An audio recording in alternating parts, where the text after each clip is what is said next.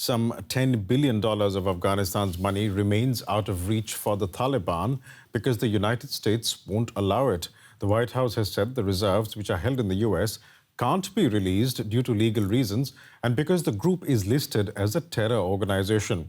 While that is true, it is also true that half of Afghanistan's population is facing hunger and people don't have access to cash. Aid agencies like the World Food Programme have repeatedly asked for money to help Afghans, but the question occupying many governments is this: how do you help Afghans without inadvertently legitimizing or financially helping the Taliban? This hospital in the province of Bamiyan provides a stark reminder of the crisis unfolding in Afghanistan and also the dilemma facing the international community. More and more children are being admitted here because they do not have enough to eat. The UN has warned that 55% of the population are facing extreme levels of hunger and that thousands could die this winter. Yet money that could be used to alleviate the suffering there is frozen in the United States. And there appears to be no chance of that changing in the near future.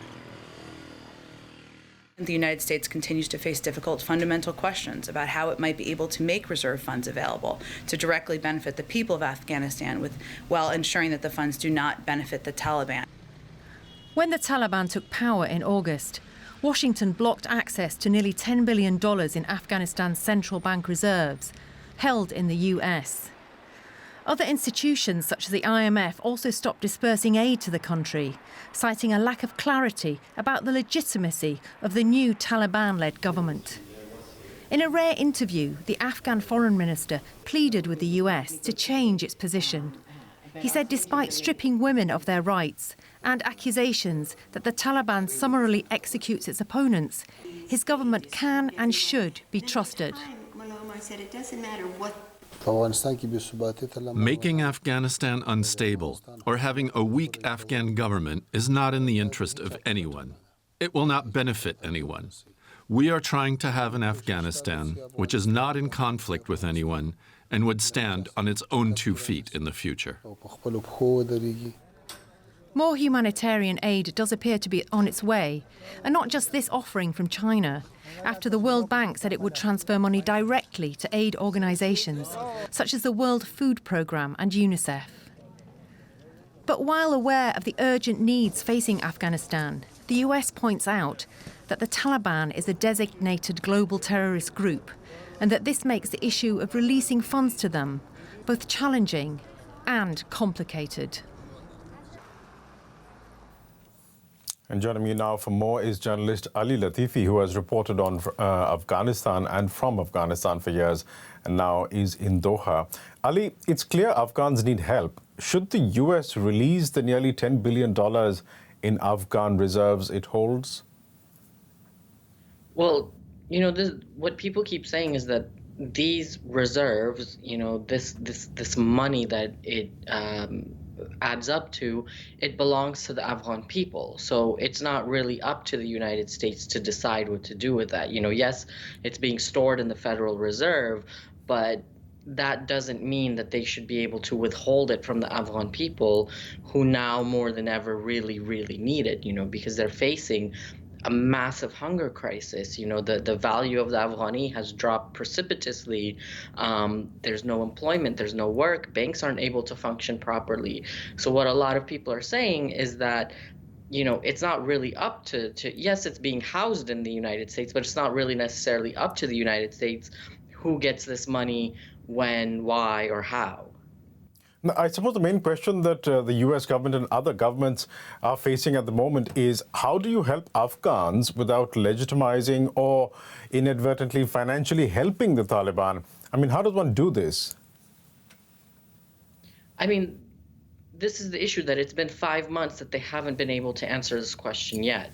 They haven't come up with a solution. They keep saying no, no, no, no, or they keep adding new sort of demands or restrictions to it. Only if you meet these sorts of demands will we, release the funds. But what they're not doing is, in the meantime, figuring out a way to make it work. it's been 5 months. They still haven't actually figured out some kind of a mechanism to get money to people that are in need without, quote unquote, legitimizing the Taliban. And yet at the same time, their officials, their leaders are coming to Kabul and meeting with them or are meeting with them in Doha. So, to a lot of people in Afghanistan, it's really strange because it's like on the one hand, you say you don't want to legitimize them, but then on the other, you're actually sitting down with them and you're considering reopening your embassies and, you are still sending some level of money in. So what is left to keep the actual money that the Afghan people need back into the country to get it back in? Let's take this a step forward and let's look at it from the point of view of the Taliban. I mean, is there a case, you think, for the Taliban to be actually trusted to help Afghans get back on their feet? Is there something that could potentially be in the Taliban's best interests? And if this indeed were the case, then maybe a case for releasing money to Afghanistan and, by extension, the Taliban? It's definitely in the Taliban's best interest because if they can pull it off, then they show, look, we were the ones to save the Afghan people, right? The former government ran away. The US and the EU and all these other countries, they cut off their funding. And then when they gave it back to us, and in that amount of time, people were literally starving. People were selling their kidneys, people were selling their organs to make money. And now, now that they've given us the money again, we're able to distribute it and we're able to keep people from being hungry. That's if they can pull it off. Now, that's a huge if, because they haven't really shown that, they know how to govern, that they know how to provide services, that they know how to lead a government. They haven't shown any of those things. But the one thing that they will say is that we're not corrupt like the former government, and Right. that to them is a big, big selling point because if you think about it, at this point in these last 5-6 months, there's almost nobody that's saying, oh, if only the former government came back to power. People were Right. upset with them. People were fed up with the corruption and the fraud and the lies and everything that came from that government. But the Taliban has not yet shown that they can be trustworthy.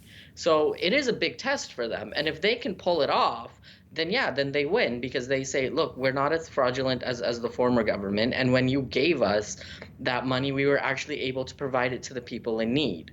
So now it's an issue of trust on the foreigner side, and it's an issue of the Taliban actually being able to carry out that burden that will be placed upon them to make sure that it actually reaches the people that really, really need it. It's not the last conversation we'll have about this, but we'll have to leave it there for the time being. Ali Latif in Doha, thank you so much for joining us today. Thank you.